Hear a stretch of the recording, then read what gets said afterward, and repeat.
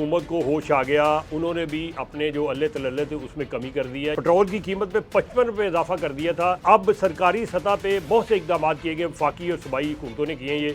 ये इकदाम क्या है, यही आपको बताने हैं। मैं हूँ आपका मेज़बान अशरफ मेहताब, आप देख रहे हैं न्यू डिजिटल। जो खबर है वो ये देनी थी कि बहुत दिनों से जब से ये पेट्रोल की कीमत में इजाफा हुआ और 55 रुपये लीटर इजाफा कर दिया गया, तो लोगों की तरफ से बहुत सी मज़ाहमत आई और उन्होंने कहा जी ये सरकारी बाबू जो है, ये वुज़रा हैं, जो बाकी जो अल्ले तलल्ले हुकूमत के, ये इनके पेट्रोल क्यों नहीं बंद करते, आप इनके आने जाने क्यों नहीं बंद करते, इनकी फुर्तियाँ क्यों नहीं बंद करते। तो वफाकी हुकूमत ने भी फैसला ले लिया और उसके बाद जो सूबाई हुकूमतें थी उन्होंने भी फैसले कर लिए। फैसले क्या हुए कि वफाकी हुकूमत की बात करें तो उन्होंने कहा जी सरकारी तकरीबात जो ओपन ये होती थी बाहर हट के, वो नहीं होगी।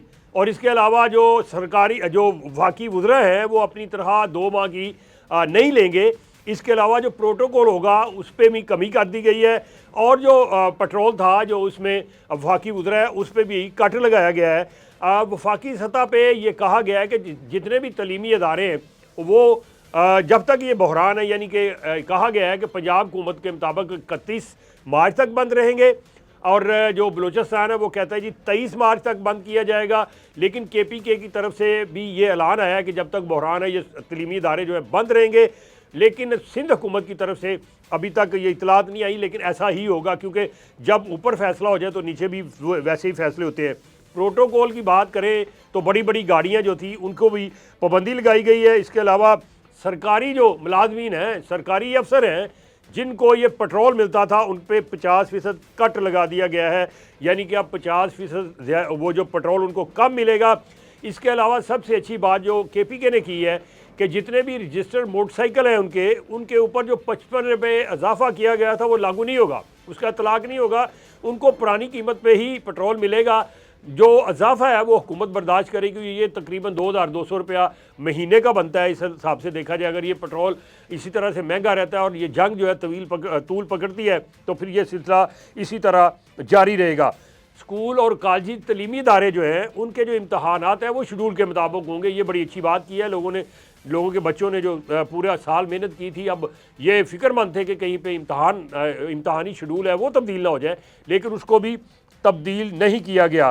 ख़ास तौर पे ये पंजाब की बात करें तो उन्होंने कहा जी बाहर तकरीबात होती हैं, चाहे वो सरकारी या निजी हैं, अफ्तारियाँ ख़ास बड़ी बड़ी जो होती हैं, लोग दूर दूर से आते हैं, गाड़ियों पे आते हैं, उन पे उन्होंने कहा जी इसको कर्टेल करें, इस पर पाबंदी लगा दी है।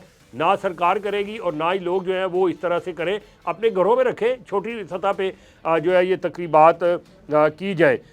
सूबाई हुकूमत की बात कर ली गई है। इसके अलावा निजी सेक्टर की बात करें, अगर सरकार ने तो ये सारा कुछ कर दिया। अब निजी सेक्टर के लिए भी सरकार ने जो ऐलान किया वो ये किया है कि आपके जो अदारे हैं उनमें जो ज़रूरी स्टाफ है उसको बुलाएं, बाकी स्टाफ को वर्क फ्राम होम के तहत जो है इस्तेमाल करें। इसी तरह से जो सरकारी अदारे हैं उनके अंदर भी अफसरों को कहा गया कि वो भी ज़्यादा से ज़्यादा जो है वर्क फ्राम होम से को तरजीह दें।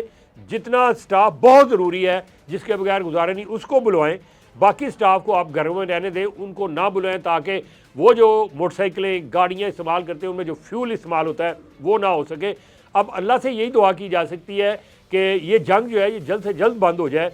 अगर ये नहीं बंद होती, तूल पकड़ता है, तो मज़ीद ये भी कहा जा रहा है कि खबर ये भी गर्दिश कर रही है कि आज या कल या किसी वक्त भी आने वाले दिनों में हुकूमत पेट्रोल की कीमत में मज़ीद भी इजाफा कर सकती है। बहुत से हमसाया ममालिक है जहाँ पे अभी भी पेट्रोल सस्ता है, पाकिस्तान में महंगा है, और वहाँ पे कई ऐसे ममालिक है जहाँ पे इजाफा नहीं किया गया, उन्होंने इजाफे का बोझ अपने ऊपर लिया है और जब तक उनका स्टॉक है उन्होंने यही सोचा कि जितना ज़्यादा से ज़्यादा हो सकता है आवाम को रिलीफ दे। लेकिन हमारे यहाँ ये कहा जा रहा था कि हमारे पास 24 दिन का या 28 दिन का स्टॉक है, उसको भी अगर देखा जाए ये बीच में से 10-11 दिन निकाल भी लिए जाएँ तो बाकी जो स्टॉक था उसका अभी मौजूद था। और पेट्रोल भी ये कहा जा रहा है कि 3 से 4 जहाज़ जो है वो आ रहे हैं, कुछ आ गए हैं, तो वो भी आ चुके हैं। तो फिर ये स्टॉक होने के बावजूद लोग ये पूछते हैं, सवाल करते हैं हमसे जब हम फील्ड में जाते हैं कि हुकूमत से ये पूछे कि उन्होंने क्यों पेट्रोल की कीमत बढ़ा दी, जब स्टॉक वही है, नया ख़रीदा नहीं है, तो फिर इसकी कीमत क्यों बढ़ाने की कोई ऐसी उनको वजह बतानी चाहिए कि क्यों बढ़ा दी गई है। लिहाजा हुकूमत यही कहती है कि चूँकि स्टॉक को मेंटेन रखना है, वो उतने यानी 28 दिन का स्टॉक पूरा करना है, लिहाजा जो महंगा पेट्रोल पीछे से आएगा फिर वो पेट्रोल देने वाली जो कंपनी है और पेट्रोल पंप है उन पे बोझ पड़ेगा। तो इस बोझ को कम करने के लिए उन्होंने ऐसा किया, लेकिन ये बोझ बड़े लोगों पे यानी कि वो जो कंपनी है उन पे नहीं डाला, उनके मुनाफे कम नहीं किए, आम बंदे पे, मोटरसाइकिल सवार पे, छोटी गाड़ी वाले पे, सब पे ये इसका बोझ डाल दिया। और ये सिर्फ पेट्रोल महंगा नहीं हुआ, पूरे मुल्क के अंदर महंगाई का एक सैलाब आ गया है, किराए बढ़ गए हैं।